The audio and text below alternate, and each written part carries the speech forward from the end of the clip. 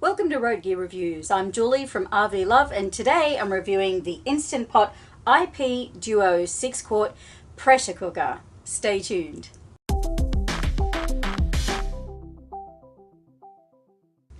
Welcome back to Road Gear Reviews. Again, I'm Julie from RV Love, and today I'm talking about the Instant Pot. And if you haven't heard about it, everyone's been talking about it. We've had ours for about 6 months, and we're here to talk to you about the features of this pressure cooker and what we like about it. So what is an Instant Pot and what does it do? This is actually a 7-in-1 multi-use programmable pressure cooker, slow cooker, rice cooker, steamer, saute, yogurt maker and warmer all in one. So let's start off with the specs and the size of this unit.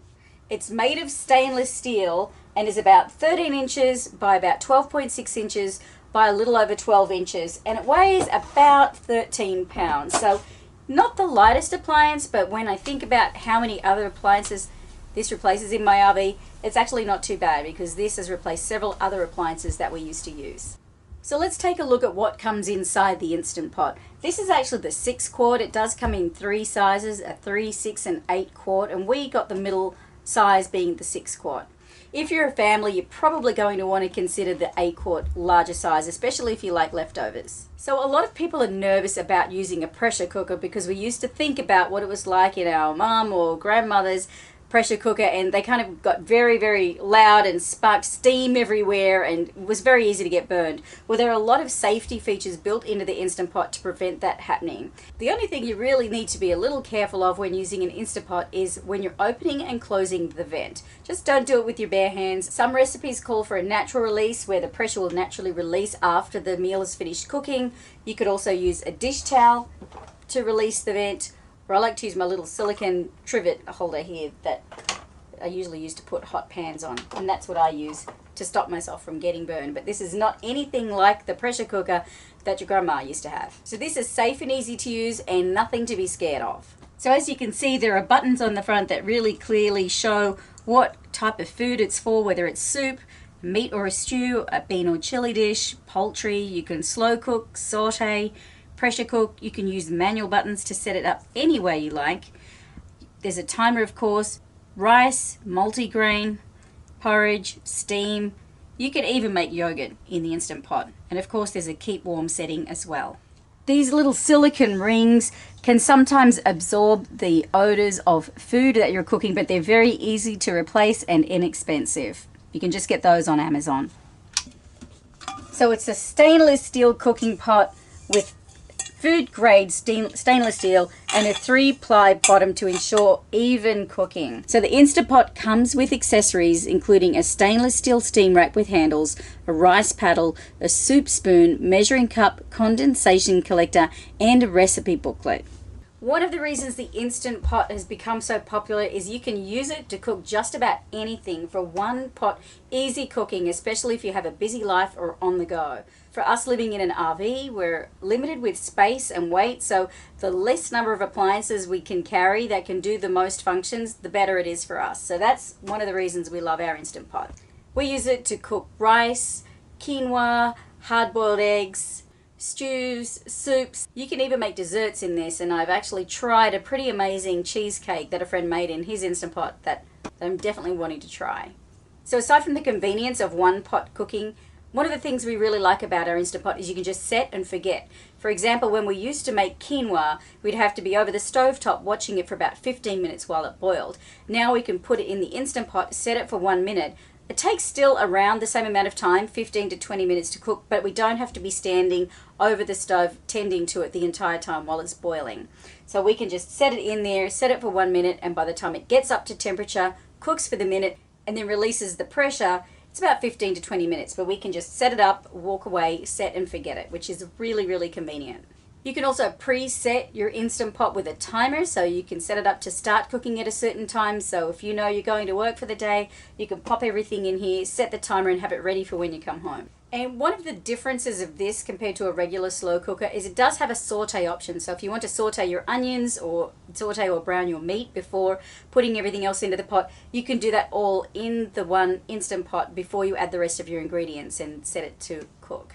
The great thing about this is it's really consistent and predictable results every time you cook. You can cook on low pressure, high pressure, and you can set it manually to however long you want to cook it for. So it speeds up cooking time by 2 to 6 times and uses 70% less energy. Meals cook in a fraction of the time they used to with a regular slow cooker, and it's super easy to clean because you just have the one inner stainless steel pot to clean. The 24-hour timer allows for delayed cooking, and the brushed stainless steel exterior is fingerprint resistant. So what do we really like about the Instant Pot? We like that we can use it for so many functions. This one kitchen appliance can do so many different things that we previously would use a slow cooker, a rice cooker, saucepans for. Now we can just use this for so many things that we used to use other appliances for and reduce the number of items we carry in our RV kitchen. We love being able to just set and forget whether we're home in the RV or whether we're out. We know that it's safe and it's not any risk of causing fire. It's virtually noiseless except for when it beeps to tell you when the cooking is done and when you release the vent for the steam to start releasing. So what don't I like about the Instant Pot? I think the two big things for me would be the weight. This weighs about 13 pounds, which is about double my previous slow cooker / rice cooker appliance, which was really nice and light. So that is one thing I would like to see it a little lighter, probably because I tend to get it in and out of a cupboard fairly often. If this lives on your countertop in your kitchen, that's not going to be an issue for you. The other thing I'd like is a slightly longer power cord. You can see the length of the power cord right here. It's probably just over 1 meter or 3 feet long. I'd probably like that to be at least 6 to 12 inches longer, just to give a little bit more flexibility on where I can position that for where we're planning on cooking. So that's about it for our review on the Instant Pot today. It's very easy to follow with the instruction booklets, and of course there is loads of information on the internet about this. Just Google Instant Pot and a recipe for just about anything you can think of and you'll find it. So today I'm going to show you how this works by cooking a chicken fajita recipe that I found online just today. So I've already pre-prepared the ingredients. I've got my chopped chicken fajita sliced chicken breast here, topped with some fajita seasoning. Throwing all of the vegetables on top. I've got onions and bell peppers here, some garlic, tomatoes, and some lime juice. Pop the lid on top, lock the lid into place, set the valve to seal. So this recipe says to either use the poultry setting, which would be 15 minutes, or I can use the manual setting for 8 minutes on high. So this is on, you can see low pressure, high pressure. I'm going to take this down to 8 minutes and show you how fast. There you go, it started. So it's going to take a little bit of time to get up to pressure, and then when it gets up to pressure it'll cook for 8 minutes and then it will stop and beep, and then we'll use the quick release method to release the vent valve over here. There are two ways to release the vent. One is the natural pressure, where you just leave it to come down to pressure in its own time, or the quick release, which means you turn the valve toward you to open it up, and that is when it does steam and sputter a bit, but that's why you need to use a dish towel or something to stop you from getting a burn from the steam. So we're going to leave this for a little bit, and we'll be back in probably 10 or 15 minutes or so when this is finished cooking and show you how it turns out. Alright, so this is in the final minute. Just a word of warning, this is really hot up here on the lid, so just be really careful not to touch that. Only touch the handle. As you just heard, that beeped several times to let you know the cooking was done. It's now going into a timer mode, so we will now, instead of the numbers counting down to say it's still cooking, the number will start going up to say how long it's been sitting in the warm mode. Now let's release the valve. I've got a kitchen towel. I'm going to move this, turn this forward to the front of the Instant Pot. This is what's called the quick release.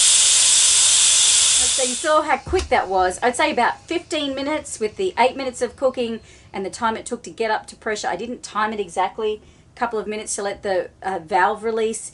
Probably about 15 minutes, and it's cooked a whole chicken fajita meal inside one pot. So let's take a look inside.